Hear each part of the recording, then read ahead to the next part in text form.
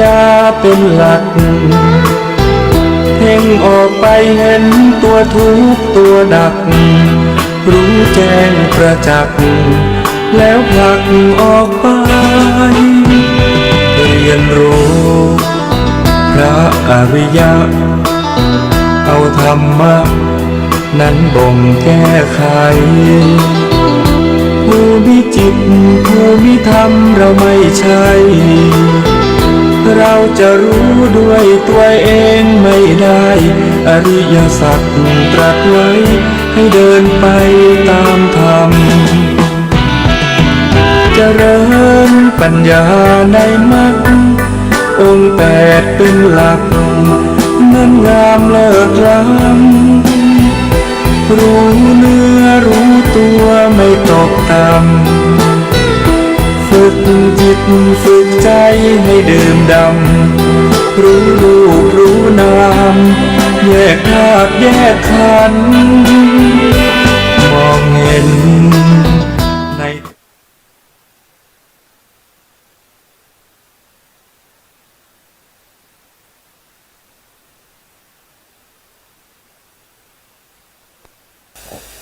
อะระหังสัมมาสัมพุทโธภควาพุทธังภ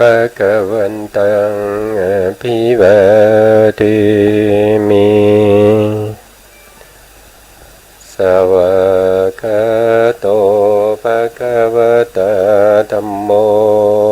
ธัมมังนัมมัสสามิสุปฏิปันโนภควโตสาวกสังโฆสังฆังนัมมามินะโมตัสสะภะคะวะโตอะระหะโตสัมมาสัมพุทธัสสะนะโมตัสสะภะคะวะโตอะระหะโตสัมมาสัมพุทธัสสะนะโมตัสสะภะคะวะโตอะระหะโตสัมมาสัมพุทธัสสะสัมมาสัมพุทธมัตตุลังสัสสะธัมมะคโนตมังอาภิวาทิยาปัสสิสังอาภิธรรมตาสังฆังตถาวุตตาภิธรรมัตถาจตุธาปรมัตถาโตจิตตังเจตสิกังโลปังนิพพานามิติสัพพทาขอกราบนมัสการพระมหาเถระพระสังฆาธิการพระเถรานุเถระและขอสวัสดีท่านผู้ฟังและผู้ชมทุกท่านที่ติดตามในรายการพระไตรปิฎกลอยฟ้าในเนื้อหาของพระอภิธรรมนะครับวันนี้เราก็ขึ้นในเรื่องใหม่นะครับในปริเฉดที่3นะครับชื่อว่าปกิณกะสังคหะนะครับแล้วก็เป็นตอนที่1นะซึ่งหนังสือที่เราใช้ในการศึกษาเนี่ยเราก็ได้มาจากอภิธรรมโชติกะวิทยาลัยหรืออชวนะครับวัดมหาธาตุท่าพระจันทร์กรุงเทพนะครับก็ขอกับขอบพระคุณไว้ณที่นี้ด้วยนะครับซึ่งเราจะศึกษาไปในเรื่องของการสงเคราะห์ระหว่างจิตกับเจตสิกนะครับก็เราไปดูรายละเอียดเลยนะครับไปดูรายละเอียดครับอันนี้ก็เป็นหนังสือนะครับที่เราใช้ในการศึกษานะครับซึ่งปริเฉดที่3ปกิณกะสังคหะเนี่ยก็อยู่ในหลักสูตรชั้นจุลอาภิธรรมมิกโทนะครับก็คือชั้นที่2นะชั้นที่1ก็จะชื่อว่า จุลอภิธรรมมิกตีนะครับอันนี้ชั้นที่สองก็เป็นจุลอภิธรรมมิกโทนะครับเราเข้าสู่เนื้อหาเลยนะครับไม่เสียเวลานะครับในเนื้อหาในปริเฉดที่สามนี้นะครับท่านพระนุรุทาจารย์เป็นผู้โรจนานะครับให้ชื่อว่าปกิณกะสังคหะปกิณกะก็แปลว่ากระจัดกระจายเลี่ยลายทั่วไปคักเค้ากันเป็นเบ็ดเตล็ดต่างๆนะครับสังคหะก็คือการรวบรวมโดยย่อนะครับรวบรวมโดยย่อแล้วก็ผู้ที่มาแปลเป็นภาษาไทยเนี่ยนะครับคือพระนุรุทาจารย์เนี่ยท่านได้แต่งไว้เป็นภาษาบาลีนะครับผู้ที่มาโรจนาเป็นภาษาไทยก็คือพระอาจารย์สัทธัมมโชติกะนะครับสัทธัมมโชติกะธรรมาจริยะนะครับเป็นพระบุพาเป็นผู้ที่มาเปิดสอนพระอภิธรรมในประเทศไทยนะครับเป็นคนที่เริ่มก่อตั้งนะครับเริ่มก่อตั้งอภิธรรมโชติกะนะครับอภิธรรมโชติกะเดิมทีนี้ก็ท่านก็เปิดสอนอยู่ที่วัดละคังนะครับวัดละคังแล้วก็โทษทีครับวัดอารุณนะวัดอารุณแล้วก็หลังจากนั้นท่านก็มาสอนที่วัดมหาธาตุนะครับตั้งแต่พศ2409ประมาณ92-93นะครับตั้งแต่ตอนนั้นมานะครับจนถึงปัจจุบันนี้นะซึ่งเราก็จะศึกษาไปโดยละเอียดนะครับว่าท่านได้โรจนาไว้อย่างไรบ้างนะครับเราก็มาดูในเนื้อหาต่อไปนะครับซึ่งปกิณกะก็แปลว่าเป็นการกระจัดจายนะครับเลี่ยลายทั่วไปเคล้าคลึงกันเป็นเบ็ดเตล็ดหรือเป็นต่างๆนะครับสังคหานี้ก็แปลว่ารวบรวมนะรวบรวมโดยย่อนะครับเมื่อประมวลเข้าด้วยกันก็เรียกว่าปกิณกะสังคหะก็แปลว่าส่วนที่รวบรวมแสดงโดยย่อนะครับแสดงโดยย่อในธรรม6หมวดด้วยกันนะในธรรม6หมวดด้วยกันนะครับโดยภาวะแล้วมีอยู่53สภาวะธรรมเนี่ยมีอยู่53อย่างเนี่ยมีอยู่53อย่าง53ถ้าว่าโดยภาษาบาลีท่านก็จะท่านก็จะว่านะครับนามะเตปัญญาสะนะครับที่อยู่ในวงเล็บตรงนี้นะอันนี้เป็นภาษาบาลีนะครับเป็นภาษาบาลีนะครับคือมีจิตหนึ่งนะครับจิตเนี่ยทั้งหมดมีอยู่89หรือว่า121แต่ถ้าว่าโดยสภาวะแล้วจิตทั้งหมดเนี่ยจะมีสภาวะเดียวเท่านั้นนะครับมีสภาวะเดียวเท่านั้นแต่สภาวะเป็นยังไงเดี๋ยวเราศึกษากันต่อไปนะครับแล้วก็เจตสิกมีอยู่52นะครับเจตสิก52เนี่ยเจตสิกเนี่ยจะมีสภาวะของใครของมันนะเพราะนั้นเจตสิก52ก็จะมีสภาวะถึง52ด้วยกันแล้วเราก็สงเคราะห์จิตและเจตสิกนี้เข้ากันนะครับเข้ากันในธรรม6หมวดในธรรม6หมวดนี้นะครับก็คืออะไรก็คือ1ก็คือเวทนานะครับเวทนาก็คือธรรมชาติที่สวยอารมณ์นะครับสวยอารมณ์ที่เป็นสุขบ้างนะครับเป็นทุกข์บ้างนะแล้วก็เป็นเฉยๆบ้างอันนี้ก็คือว่าโดย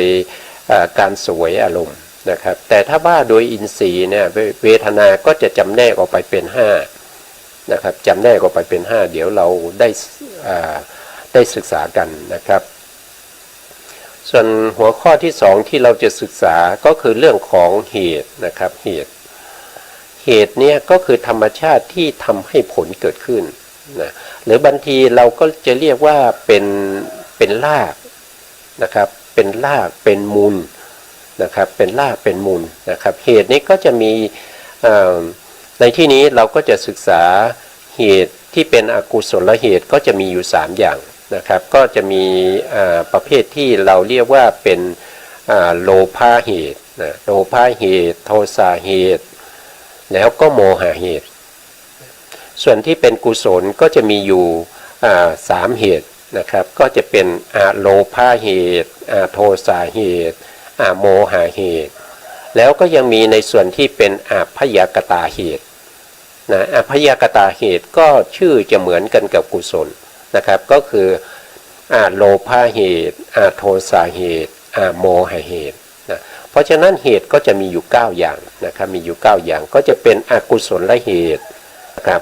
แล้วก็กุศลเหตุแล้วก็พยากตาเหตุนะครับส่วนในหัวข้อที่3เนี่ยก็จะศึกษาในเรื่องของกิจนะครับเรื่องของกิจก็คืออะไรกิจก็คือ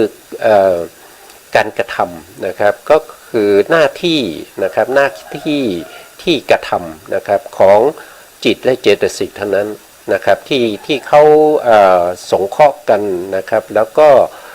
ประกอบกันแล้วเขาทำหน้าที่อะไรเราก็จะศึกษาอย่างนั้นนะครับก็คือหน้าที่ก็คือกิจนั่นเองนะครับก็คือการงานของจิตและเจตสิกนะครับมีอยู่14อย่างนะครับมีอยู่14อย่างใน14อย่างนี้ก็เดี๋ยวเราจะศึกษากันไปเรื่อยๆนะครับจนเราเข้าใจนะครับเข้าใจนะส่วนในข้อที่4ก็คือทวารนะครับทวารก็คือเป็นประตูเข้าออกนะเป็นประตูที่จะเข้าออกของจิตและเจตสิกนะครับเข้าออกทำไม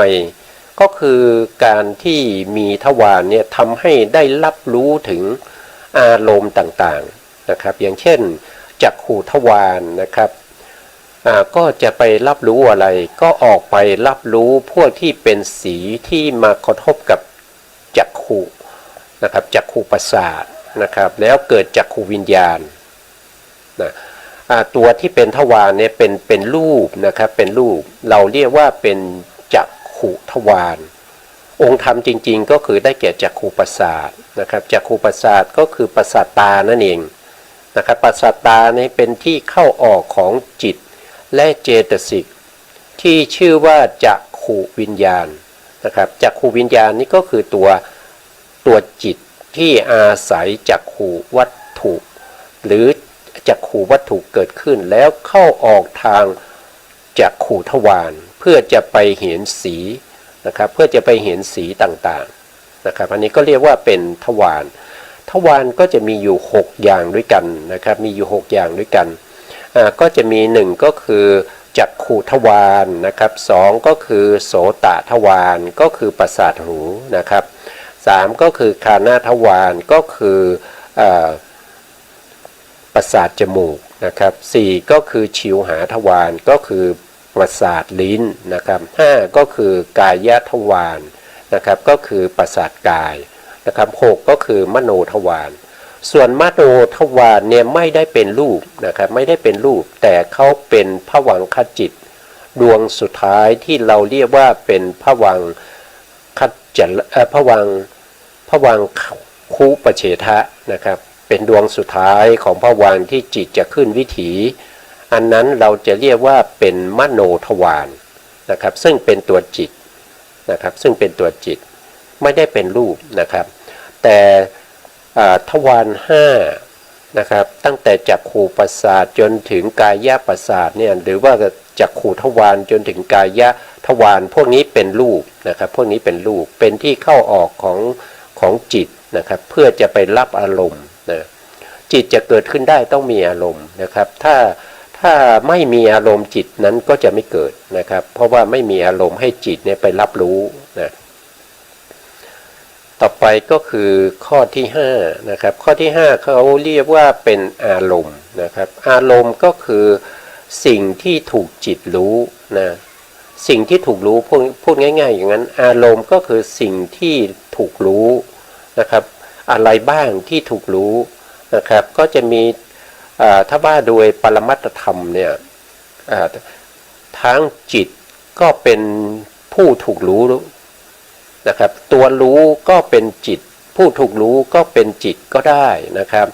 หรือว่าผู้ถูกรู้คือเจตสิกนะครับแล้วก็ผู้รู้ก็คือจิตและเจตสิกก็ได้นะครับแล้วก็ผู้ถูกรู้คือรูปนะครับผู้รู้คือจิตและเจตสิก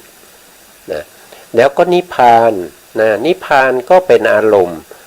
เป็นสิ่งที่ถูกรู้นะครับสิ่งที่ถูกรู้นะสิ่งพวกนี้เป็นอารมณ์นะครับแล้วก็ตัวที่รู้ก็คือตัวจิตกับเจตสิกนะอารมณ์ก็จะมีถ้าเราพูดถึงอารมณ์โดยคร่าวๆก็จะมีอยู่6อย่างนะก็คือ1ก็คือรูปารมณ์นะรูปารมณ์ก็คืออะไรก็คือสีสันวรรณะต่างๆที่รู้ทางตาจิตที่อาศัยตาแล้วเข้าออกทางตาไปรับรู้สีสันวรรณะนั้นนะครับอันที่สองก็เรียกว่าเป็นสัทธารมณ์สัทธารมณ์ก็คือเสียงนะผู้รู้เสียงก็คือโสตวิญญาณเป็นผู้รู้เสียงนะแล้วอันที่สามที่เป็น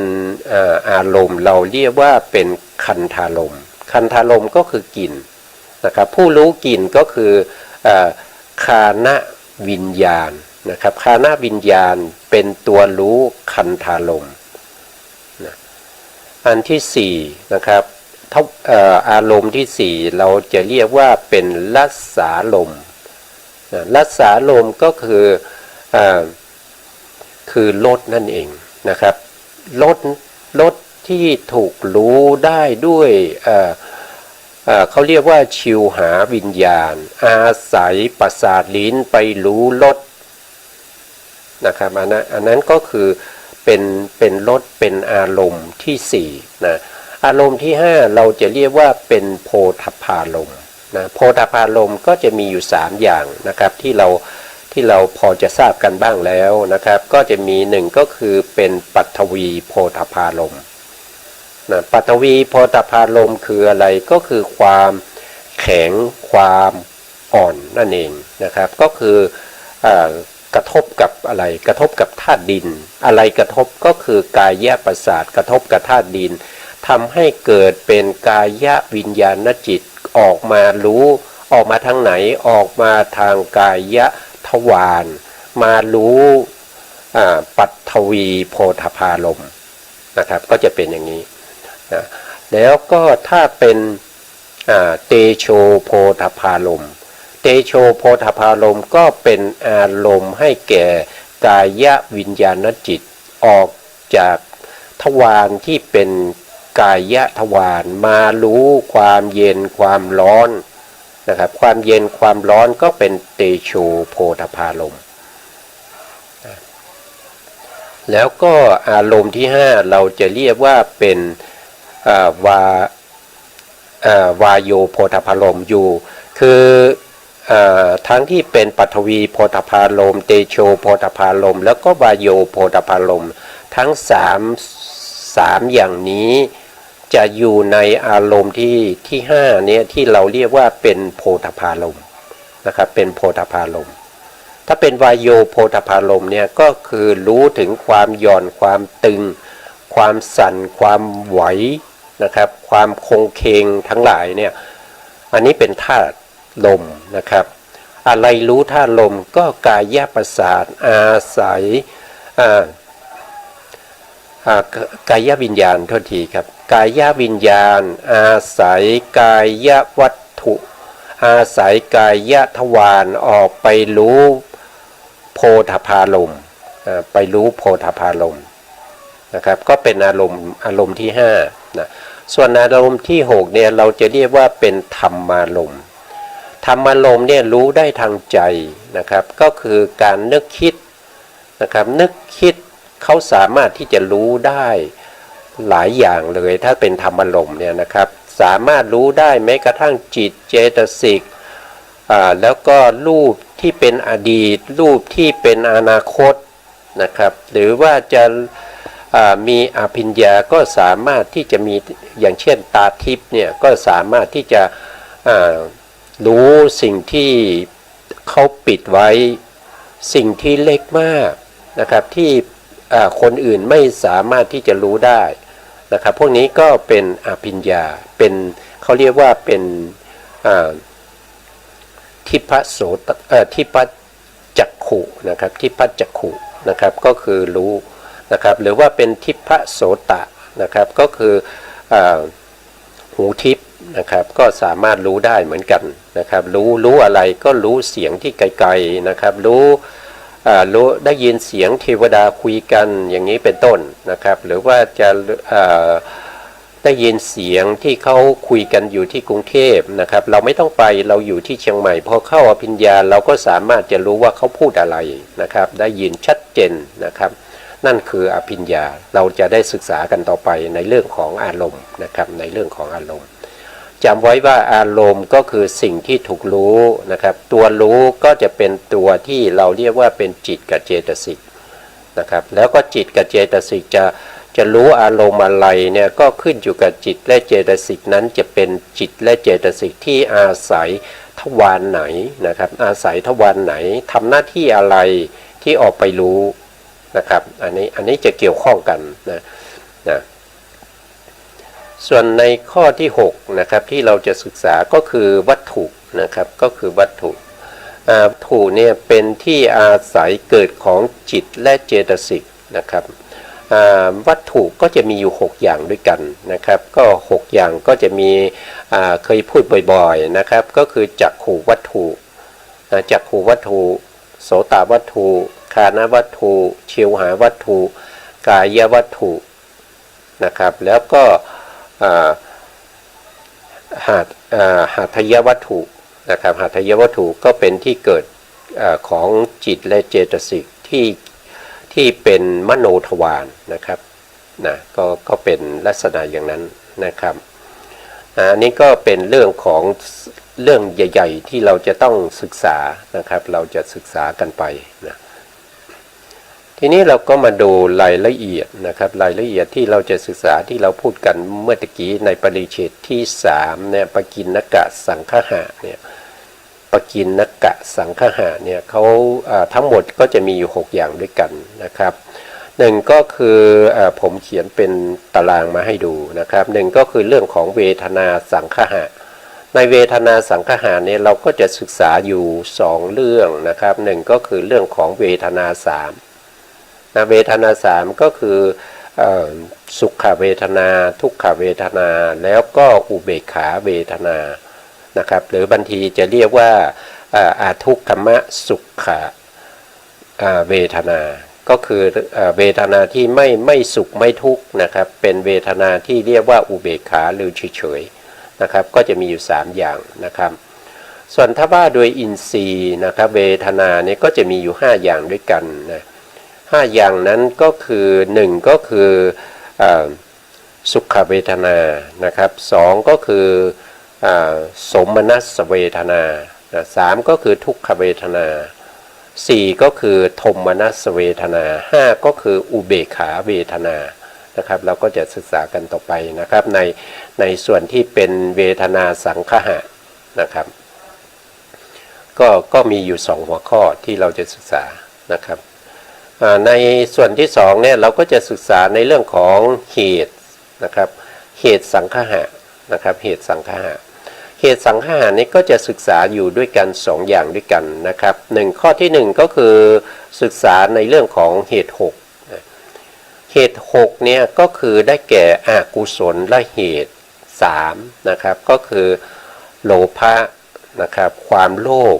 ความอยากความต้องการนะครับก็คือโลภะนะครับแล้วก็โทสะนะครับโทสะเหตุนะครับโลภะเหตุโทสะเหตุโทสะเหตุก็คือความไม่พอใจไม่ชอบใจนะความไม่ถูกใจนะครับหรือว่าการน้อยเนื้อต่ำใจร้องไห้อย่างเนี้ยเป็นโทสะนะแล้วก็มีอันที่3ก็คือโมหะเหตุนะโมหะเหตุเนี่ยก็คือความลุ่มหลงความไม่รู้นะครับความไม่รู้ตามสภาวะของความเป็นจริงนะครับลุ่มหลงนะครับปิดบังซึ่งอริยสัจสี่นะครับก็คือโมหะเหตุอันนี้เป็นอกุศลเหตุมีอยู่3นะ แล้วก็มีกุศลเหตุนะกุศลเหตุก็คืออะโลภะนะครับเติมอะเข้าไปนะครับก็คืออะโลภะอะโลภะก็คือความไม่ติดใจนะครับไม่เพลิดเพลินไปในกามคุณอารมณ์ทั้งหลายนะครับจะประกอบอยู่ในกุศลจิตนะครับประกอบอยู่ในกุศลจิตประกอบอยู่ในจิตประเภทที่เป็นโสภณะเป็นจิตที่สวยงามนะครับเป็นจิตประเภทนั้นนะครับแล้วอันที่สองก็ได้แก่อาโทสะอาโทสะก็คือความไม่โกรธนะครับความอดทนนะครับบางทีก็ไปบางครั้งก็ใช้ในลักษณะว่าเป็นเมตตานะครับเมตตาองค์ธรรมก็ได้แก่อาโทสะเหมือนกันนะครับอาโทสะก็คือความไม่โกรธไม่เสียใจไม่มีการร้องไห้นะครับในอาโทสะนะครับโมหะก็คือตัวอะไรก็คือโมหะเหตุเนี่ยก็คือตัวปัญญานะครับตัวปัญญาก็จะประกอบในจิตที่เป็นฝ่ายโสภณะก็คือจิตที่สวยงามแล้วจิตที่สวยงามนั้นจะต้องประกอบด้วยเหตุสามด้วยที่เราเรียกว่าญาณสามปยุตนะครับก็จะมีอยู่เหตุสามเรียกว่ากุศลเหตุนะครับก็มีอะโลภะเหตุอะโทสะเหตุแล้วก็อะโมหะเหตุอันนี้ก็เรียกว่าเป็นเหตุ6นะครับส่วนข้อที่สองที่เราจะศึกษากันก็เรียกว่าเป็นเหตุ9นะครับเหตุ9ก็คือเพิ่มอะพยากตาเหตุเข้ามานะครับอะพยากตาเหตุเข้ามาอีก3นะอะพยากตาเหตุนี้ประกอบอยู่ในที่ไหนนะครับก็ประกอบอยู่ในจิตประเภทที่เป็นพวกที่เป็นวิบากนะครับพวกที่เป็นวิปากจิตอย่างเงี้ยพวกที่เป็นกิริยาจิตอย่างนี้นะครับพวกนี้จะเรียกว่าเหตุที่ประกอบอยู่ในนั้นเราจะเรียกว่าเป็นวิบากนะครับเป็นวิบากก็เป็นอพยากตาเหตุนะเป็นอพยากตาเหตุมีอยู่3อย่างนะครับก็คืออโลภะอโทสะอโมหะนะชื่อก็จะเหมือนกันกับกุศลเหตุนะครับชื่อเหมือนกันได้แต่ไม่ได้เกิดที่เดียวกันนะครับไม่ได้เกิดในกุศลนะครับเขาเป็นอพยากตาเหตุเขาเกิดในวิปากจิตนะครับแล้วก็ในผลจิตในกิริยาจิตนะครับพวกนี้เป็นเขาเรียกว่าเป็นอพยากตะนะครับก็เป็นอพยากตาเหตุนะครับก็จะมีอยู่ทั้งหมด9นะครับมีกุศลเหตุ3นะครับโลภะเหตุโลภะเหตุโทสะเหตุโมหะเหตุนะครับแล้วก็โลภะเหตุโทสะเหตุโมหะเหตุนี่เป็นกุศลนะครับแล้วก็อพยากตาเหตุก็โลภะเหตุโทสะเหตุโมหะเหตุเหมือนกันนะครับอันนี้ก็เป็นในส่วนที่เป็นเหตุสังคหะนะครับเป็นเหตุสังคหะในส่วนที่3ที่เราจะศึกษาก็คือเรื่องของกิจนะครับก็คือกิจจะสังคหะนะครับกิจจะสังคหะนะครับกิจจะสังคหะนะกิจจะสังคหะเนี่ยก็จะมี3หัวข้อที่เราจะศึกษานะครับใน3หัวข้อที่เราจะศึกษาอยู่นะครับก็คือ1ก็คือกิจ14นะครับกิจ14ในกิจ14เนี่ยก็จะมีถ้าเรารู้ในเรื่องของวิถีนะครับที่เราเคยให้ดูไปนะครับในเรื่องของวิถีจิตที่เป็นปัญจทวารวิถีนะถ้าเรารู้ปัญจทวารวิถีเนี่ยเราก็สามารถที่จะจำกิจ14อย่างนี้ได้นะครับกิจ14นะครับก็มีอะไรบ้างนะครับก็มีอะไรบ้างก็คือ1ก็คือเริ่มตั้งแต่ปฏิสนธิเลยเราเรียกว่าปฏิสนธิกิจนะครับปฏิสนธิกิจหลังจากปฏิสนธิกิจแล้วก็จะมีภวังค์นะครับภวังคจิตเกิดขึ้นภวังคจิตนั้นเราก็เรียกว่าเป็นภวังคกิจภวังคกิจนะจากนั้น จิตดวงสุดท้ายของภพนี้ที่เรียกว่าจุตินะก็จะเรียกว่าจุติเหตุจุติกิจนะครับโทษทีจุติกิจนะครับก็คือกิจในการเคลื่อนจากภพนี้นะครับเป็นจิตที่เกิดขึ้นครั้งสุดท้ายในภพนี้แล้วถ้าจิตนี้ดับไปนะครับภพนี้ก็จะสิ้นสุดนะครับก็จะไม่ต้องไปเกิดในภพใหม่ก็เรียกว่าเป็นจุติกิจนะแล้วก็อันที่สี่เนี่ยเราก็จะเรียกว่าเป็นอาวัชนกิจนะอาวัชนกิจเนี่ยจิตที่ทำหน้าที่อาวัชนกิจก็คือได้แก่ปัญจทวาลาวัชนจิตนะครับทำหน้าที่อาวัชนกิจนั่นก็คือหน่วงอารมณ์นะครับอารมณ์ใหม่ให้แก่วิถีนะครับเพราะว่าเดิมวิถีเนี่ยเขามีอารมณ์ที่รับมาจากมรณาสันนการมรณาสันนการนะครับก็คืออารมณ์ที่เกิดขึ้นครั้งสุดท้ายในภพก่อนเมื่อใกล้จะตายนะครับเมื่อใกล้จะตายเป็นอารมณ์นะครับก็รับอารมณ์ตรงนั้นมานะครับภวังคจิตนะครับ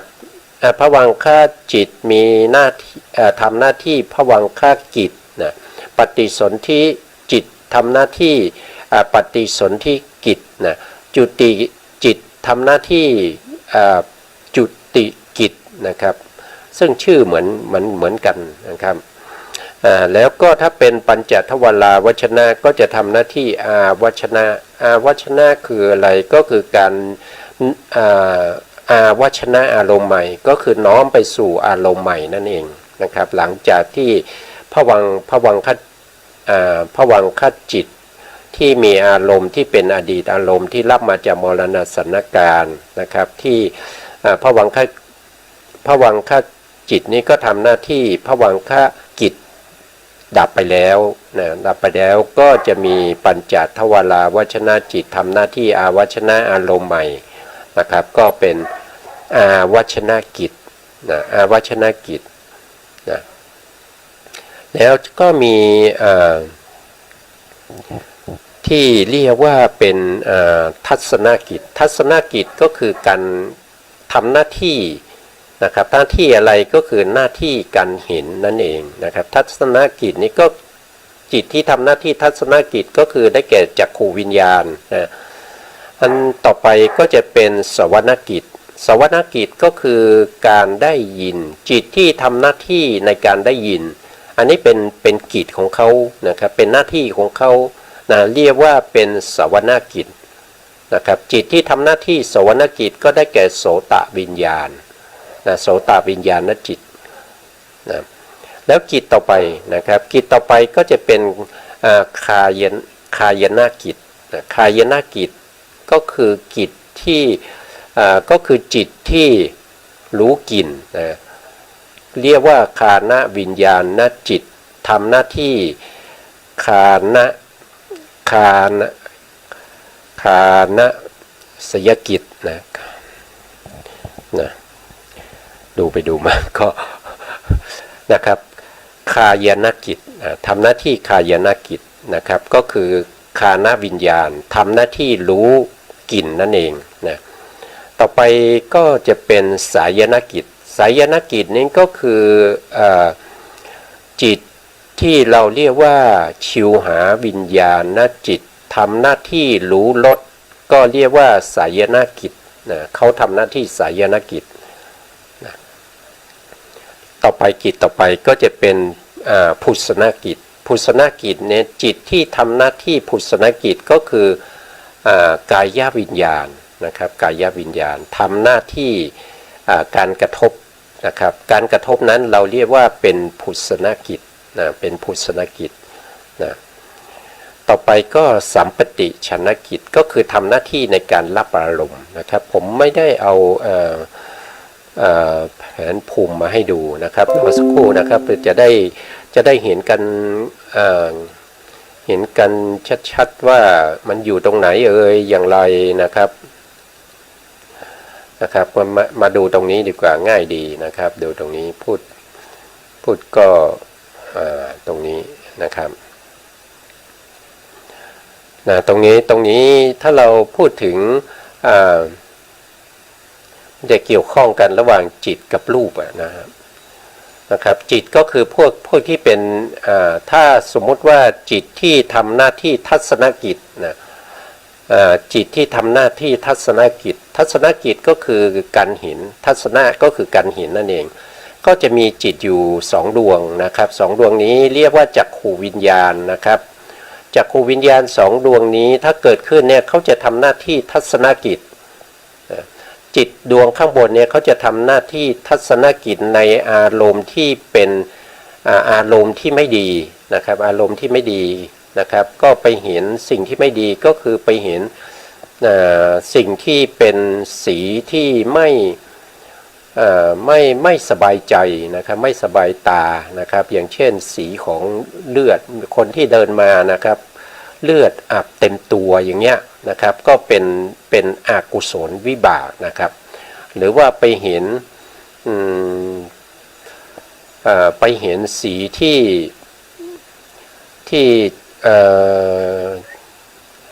อย่างเช่นอสุภะในซากศพอย่างเงี้ยนะครับเห็นสีที่เป็นน้ำเหลืองน้ำหนองนะครับเห็นสีประเภทที่อยู่กับพวกที่เป็นหนอนที่ชอนชัยไปชอนชัยมานะครับเห็นสุนัขที่ตายเน่านะครับอย่างนี้ตรงที่เป็นสีของสิ่งพวกนี้นะครับก็คือจักขุวิญญาณที่เป็นอกุศลวิบากนี้เป็นตัวที่เห็นนะครับส่วนสีที่ดีนะครับก็คือได้แก่จักขุวิญญาณที่เป็นเหตุกะกุศลวิบากนี่เป็นตัวเห็นนะครับอย่างเช่นเห็นพระพุทธรูปมีสีทองอย่างนี้นะครับสีทองนะครับเห็นพระพุทธรูปเห็นผ้านะครับผ้าที่พระสงฆ์เขาใช้กันนะครับเห็นผ้ากาสาวพัสนะครับอย่างนี้เป็นต้นนะครับก็ได้จากอะไรก็คือได้จากการเห็นนะครับจิตที่ทำหน้าที่ทัศนกิจนะครับทัศนะก็คือการเห็นนั่นเองนะก็ได้จะแก่จักขุวิญญาณ2 ดวงนี้นะ2 ดวงนี้นะครับ2 ดวงนี้เนี่ยเขาอาศัยอะไรอาศัยจักขุวัตถุนะครับอยู่ตรงนี้เห็นหรือเปล่าไม่รู้จักขุวัตถุนะครับก็อยู่ตรงนี้เห็นจักขุวัตถุแล้วก็จักขุทวารนี้เป็นที่จักขุวัตถุนี่เป็นที่อาศัยเกิดจักขุทวารนี่เป็นที่ออกไปเพื่อจะเห็นสีนะครับเพื่อจะเห็นสีแล้วก็สีอยู่ตรงไหนสีก็อยู่ตรงนี้นะครับสีนี่เป็นรูปนะครับสีนี่เป็นรูปต่อไปจิตที่ทำหน้าที่ในเรื่องของการได้ยินที่เราเรียกว่าเป็นสวนกิจนะสวนกิจก็คือจิตที่จะทำหน้าที่ในการได้ยินเสียงเนี่ยก็คือได้แก่จิต2 ดวงนี้ที่เราเรียกว่าเป็นโสตวิญญาณนะครับโสตวิญญาณโสตวิญญาณก็เช่นเดียวกันนะครับข้างบนนี้เป็นโสตวิญญาณที่รับเสียงที่ไม่ดีนะครับเสียงที่เขาทะเลาะกันนะครับเสียงที่ถูกต่อว่านะครับอะไรพวกนี้ที่มันไม่ดีนะครับก็คือได้แก่โสตวิญญาณที่เป็นอกุศลวิบากอยู่แถวข้างบนนี้นะครับเป็นดวงที่2นะส่วนดวงนี้นะครับดวงนี้จะเป็นโสตวิญญาณเหมือนกันแต่เป็นอกุศลวิบากนะครับเป็นวิบากที่เกิดจากกุศลเพราะฉะนั้นการได้ยินเสียงตรงนี้เนี่ยก็จะเป็นเสียงที่ดีนะครับอย่างเช่นได้ยินเขาสรรเสริญเรานะครับได้ยินเสียงสวดมนต์อย่างนี้นะครับเสียงสวดมนต์เสียงให้พรอย่างเงี้ยก็เป็นสิ่งที่ดีนะครับก็รับด้วยจิตดวงนี้นะครับทำหน้าที่สวรรณกิจทำหน้าที่สวรรณกิจนะครับแล้วก็ถ้าเป็นจิต2 ดวงนี้เราจะเรียกว่าเป็นฆานวิญญาณนะครับที่ถัดมา2 ดวงนี้ฆานวิญญาณทำหน้าที่ในการรับกลิ่นนะในการรับกลิ่นนั้นเราก็จะเรียกว่าเป็นคายนะนะครับคายนะก็แปลว่ากิจของฆานวิญญาณนะครับฆานวิญญาณทำหน้าที่ในการรับกลิ่นเรียกว่าคายนะกิจ นะคายนกิจนะอันนี้ก็คือชิวหาวิญญาณนะครับที่ถัดไปนะที่ถัดไปก็ชิวหาวิญญาณทำหน้าที่อะไรก็ทำหน้าที่สายนะสายนกิจนะครับก็คือรับรสนะรู้รสนะรู้รสโดยอาศัยประสาทลิ้นนะครับอาศัยประสาทลิ้นแล้วก็รู้อารมณ์นะรู้อารมณ์นะครับส่วนตรงนี้เนี่ยเป็นกายวิญญาณจิตกายวิญญาณจิตเนี่ยทำหน้าที่พุสนกิจนะทำหน้าที่พุสนกิจก็คือรู้ความเย็นความร้อนความอ่อนความแข็งความหย่อนความตึงความสั่นความไหวอะไรพวกนี้ก็คือได้แก่จิตสองดวงนี้นะครับเรียกว่าเป็นกายวิญญาณจิตทำหน้าที่พุสนกิจทำหน้าที่พุสนกิจนะแล้วก็มีสัมปติชนะจิตอีกสองดวงนะครับที่ถัดมาตรงนี้ทำหน้าที่ในการรับอารมณ์นะรับเฉยๆเรียกว่าเป็นสัมปติชนะกิจนะสัมปติชนะกิจนะเขารับอารมณ์เฉยๆนะครับเรียกว่าสัมปติชนะกิจแล้วก็จิตก็ชื่อว่าสัมปติชนะจิตเหมือนกันนะครับรับอารมณ์ก็เรียกว่าเป็นสัมปติชนะกิจส่วนจิตสามดวงนี้นะครับสามดวงนี้เราเรียกว่าเป็นสันติละนาจิตนะครับสันติละนาจิตสันติละนาจิตเนี่ยเขาก็ทำหน้าที่สันติละนากิจสันติละนากิจก็คือเรื่องของการไต่สวนอารมณ์นะครับไต่สวนอารมณ์สันติละนากิจไต่สวนอารมณ์นะ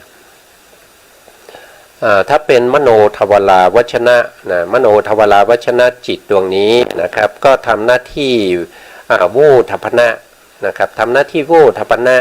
ก็คือการตัดสินอารมณ์นะครับสันติละนาไต่สวนนะครับแต่ถ้าเป็นมโนทวาราวชนะ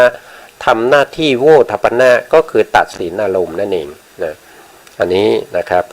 ก็อยู่ตรงนี้นะครับแล้วก็จิตที่เป็นพวกที่เป็นมหากุศลนะครับพวกที่สิตุปาทาจิตนะครับแล้วก็อกุศลจิต12นะแล้วก็มหากิยาจิต8นะครับแล้วก็รูปาวจรกุศล5รูปาวจรกิยา5แล้วก็รูปาวจรกุศล4นะครับรูปาวจรกิยา4แล้วก็จะมีพวกที่เป็นมรรคจิต4หรือ20ผลจิต4หรือ20พวกนี้ทำหน้าที่ชวนะนะครับชวนะคืออะไรชวนะก็คือการเสพอารมณ์นะครับชวนะก็คือการเสพอารมณ์นะทำหน้าที่ชวนะนะครับอย่างมรรคจิตเนี่ยเขาเสพอารมณ์อะไรนะเขาเสพอารมณ์ที่เป็นพระนิพพานนะครับที่เราได้ศึกษามาจากครั้งที่แล้วนะครับผลจิตพวกนี้เขาเสพอารมณ์อะไรก็เสพอารมณ์ที่เป็นนิพพานนะครับเสพอารมณ์ที่เป็นนิพพานนะชวนากิจแล้วก็จะมีตถาลัมมนกิจนะตถาลัมมนกิจเนี่ยจิตที่ทำหน้าที่ตถาลัมมนกิจเนี่ยมีอยู่11ดวงด้วยกันนะครับก็คือพวกที่เป็นมหาวิบากมีอยู่8ดวงนะครับแล้วก็สันติละนาจิตอีก3นะสันติละนาจิตอีก3รวมแล้วเป็น11ดวงนี้ทำหน้าที่ตถาลัมมนะนะครับสันติละนานี่ตอนนี้ทำหน้าที่2อย่างแล้วนะครับสันติละนาจิตนะทำหน้าที่สันติละนากิจแล้วก็ทำหน้าที่ตถาลัมมนกิจด้วยนะครับได้มา2แล้วนะ2อย่างแล้วนะครับอันนี้ก็คือทั้งหมดเนี่ยก็เป็นกิจนะครับเป็นกิจ14อย่างด้วยกันเป็นกิจ14อย่างด้วยกันนะทวนอีกทีนะครับ1ก็คือปฏิสนธิกิจ2ก็คือภวังคกิจ3ก็คือจุติกิจ4ก็คืออาวชนากิจ5ก็คือทัศนกิจ6ก็คือสวนากิจ7ก็คือคายนากิจ8ก็คือสายนากิจนะครับ9ก็คือพุสนากิจ10ก็คือสัมปติชนะกิจนะครับ11ก็คือสันติละนากิจ12ก็คือโวทัพพนากิจ13ก็คือชวนากิจ14ก็คือตถาลัมมนกิจนะครับเขา รวมจิตทั้งหมดนะครับทั้งหมด121ดวงทำหน้าที่อยู่14อย่างนะครับก็คือ14กิจนั่นเองนะครับ14กิจที่พูดมาเมื่อกี้นะส่วนข้อต่อไปในเรื่องของกิจจสังคหะนะครับเราก็จะศึกษาในเรื่องของฐานนะครับเรื่องของฐาน10นะฐาน10ถ้าว่าโดยพิสดารเนี่ยก็จะได้25นะครับฐานคืออะไรฐานก็คือเป็นที่ตั้งเป็นที่อยู่หรือว่าเป็นที่ทำงานของจิตนะครับจิตเนี่ยจะทำกิจได้ต้องไปอยู่ในฐานนั้นนะมีว่าโดยย่อๆก็จะมีอยู่10ฐานด้วยกันนะใน10ฐานนะครับใน10ฐานนี้นะครับก็จะมีในส่วนที่เราเรียกว่าเป็นปฏิสนธิฐานนะปฏิสนธิฐานนะปฏิสนธิฐานภวังคฐานนะครับแล้วก็อาวชนะฐานอาวชนะฐานนะครับแล้วก็จะมีปัญจวิญญาณฐานนะปัญจวิญญาณฐานก็จะมีจิตทั้งหมดอยู่10ดวงนี้นะ10ดวงนี้นะครับ10ดวงนี้นะครับ10ดวงนี้นะครับตั้งแต่จักขูวิญญาณโสตวิญญาณคานาวิญญาณชิวหาวิญญาณกายวิญญาณเนี่ยทั้ง10ดวงนี้เขามีฐานเดียวกันนะครับเวลาเกิดเขาต้องเกิดด้วยเขาจะไม่เกิดพร้อมกันเขาจะสับเปลี่ยนกันเกิดนะครับเพราะฉะนั้นเขาจะทำงานอยู่ที่ฐานเดียวกันหมดเราจะเรียกว่าเป็นปัญจวิญญาณฐานนะครับก็คืออยู่ระหว่างปัญจวิญญาณจิตแล้วก็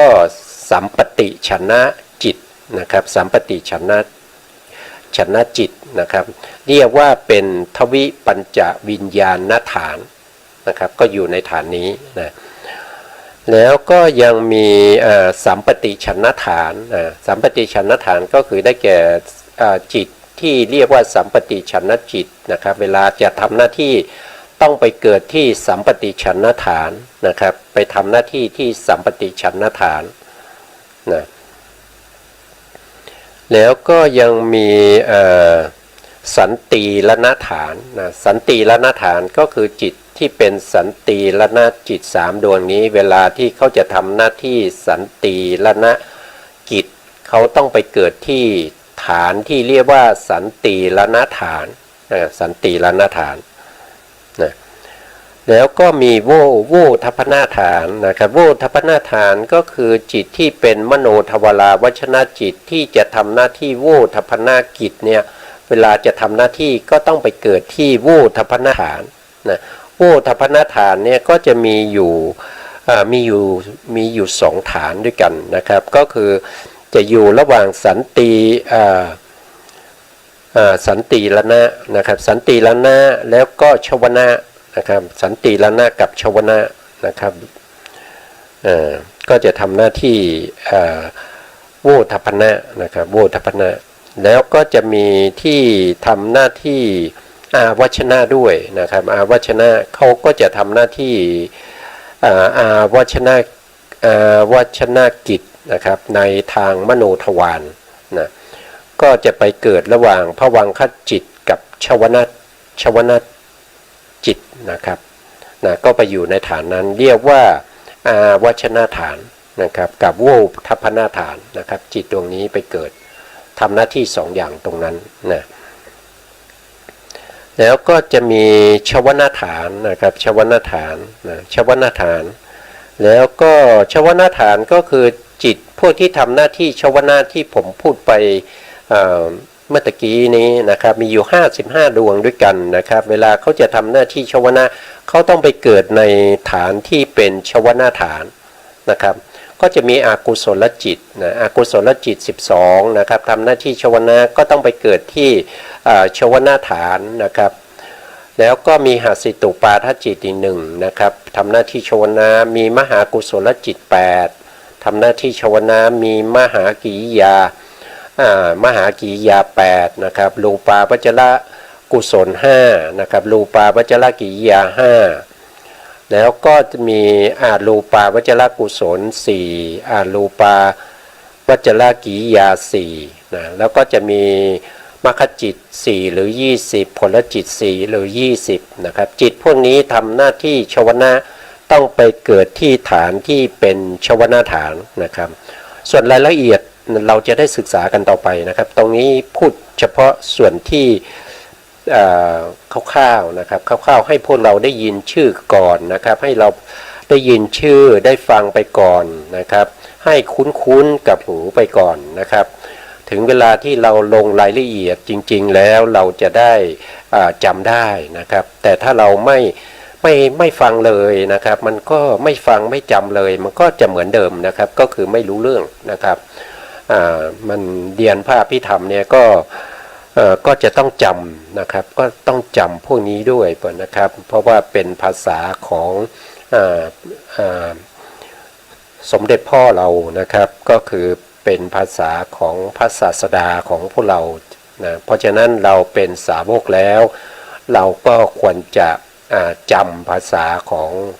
พ่อนะครับประจำภาษาของพ่อด้วยนะครับก็คือบาลีนั่นเองนะครับส่วนฐานว่าโดยพิสดารเนี่ยมีอยู่25ฐานนะครับ25ฐานนั้นก็แตกมาจากฐาน10นั่นเองนะครับส่วนรายละเอียดเราจะศึกษากันต่อไปถ้าพูดตรงนี้ก็คงจะใช้เวลานานนะครับทีนี้เรามาทวนในเรื่องของฐาน10อีกครั้งหนึ่งนะครับว่าฐาน10เนี่ยมีอะไรบ้างนะครับฐาน10ก็มี1ก็คือปฏิสนธิฐานนะครับ2ก็คือภวังคฐานนะครับ3ก็คืออาวัชนะฐานนะครับ4ก็คือทวิปัญจวิญญาณฐานนะ5นะครับก็คือ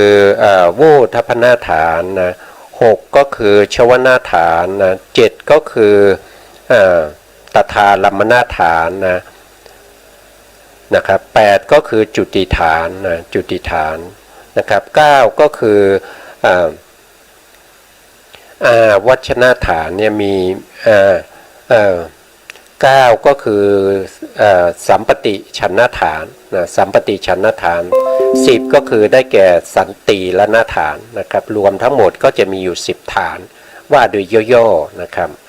ว่าโดยย่อๆก็จะมีอยู่10ฐานนะส่วนรายละเอียดเราจะไปศึกษากันอีกทีตอนนี้จำเฉพาะชื่อให้ได้ยินให้ได้ยินแล้วก็ให้ได้ฟัง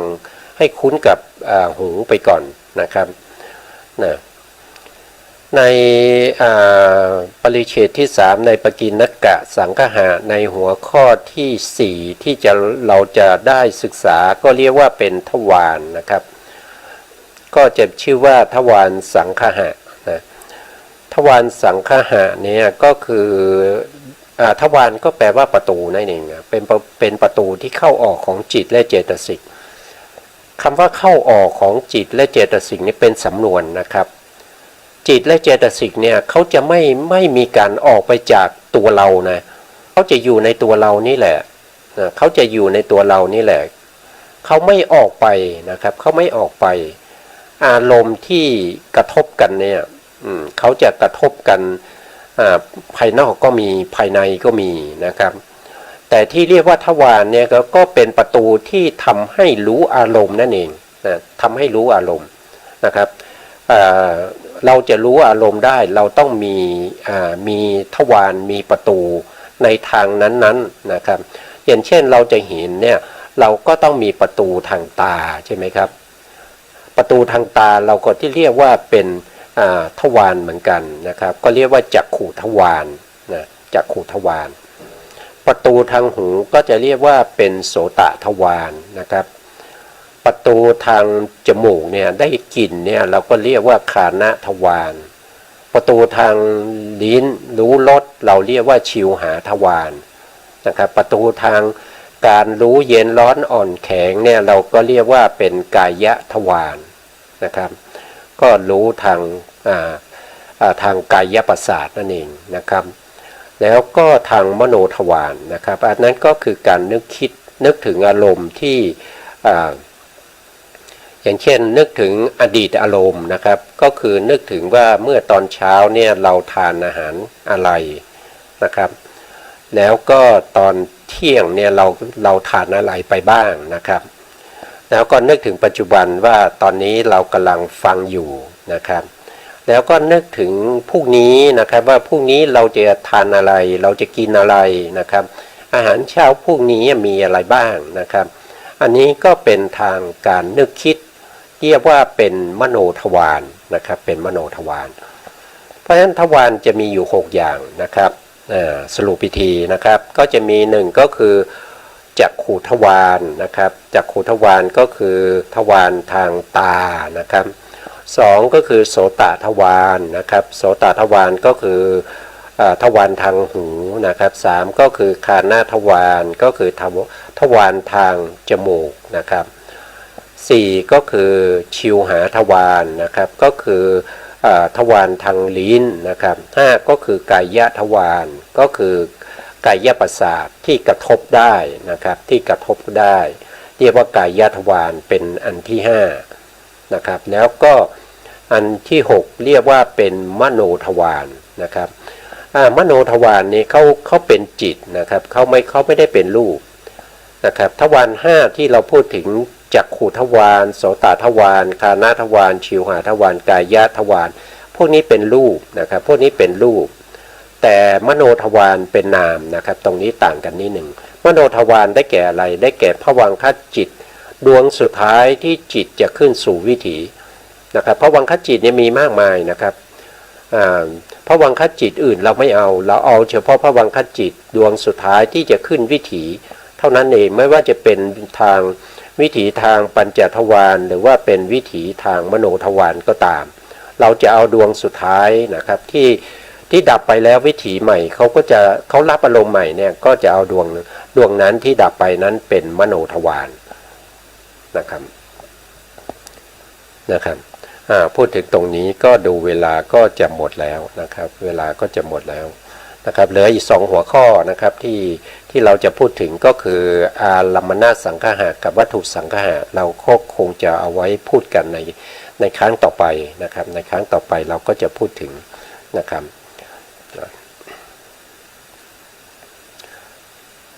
ตอนนี้เวลาก็หมดนะครับก็ไม่รู้ว่าเรียนวันแรกนะครับในปริเฉดที่3นะครับในเรื่องของปกิณกะสังคหะนะครับไม่รู้ว่าท่านผู้ฟังจะรับอะไรไปบ้างนะครับก็เป็นเรื่องที่เราต้องศึกษาอยู่แล้วต้องผ่านการศึกษาจากอภิธรรมตรงนี้แล้วเราจะไปฟังธรรมโดยพระสูตรเราก็จะได้เข้าใจได้ดีขึ้นนะได้อรรถรสด้วยได้ธรรมรสด้วยนะครับตอนนี้เวลาหมดครับขอคืนเวลากันนะครับสุดท้ายนี้ขอบพระคุณพระครูสมุทรวิสุวัตรวรกิจโจผู้อำนวยการสถานีวิทยุเพื่อการศึกษาพระพุทธศาสนาและวัฒนธรรม FM 104.5 วัดฝายหินจังหวัดเชียงใหม่นะครับแล้วก็ขอบพระคุณพระครูปริยัติยานุศาสตร์แล้วก็ขอบคุณท่านผู้ฟังและผู้ชมทุกท่านนะครับที่ติดตามในรายการพระไตรปิฎกลอยฟ้าในเนื้อหาของพระอภิธรรมครับวันนี้ลาไปก่อนครับพบกันใหม่ในโอกาสต่อไป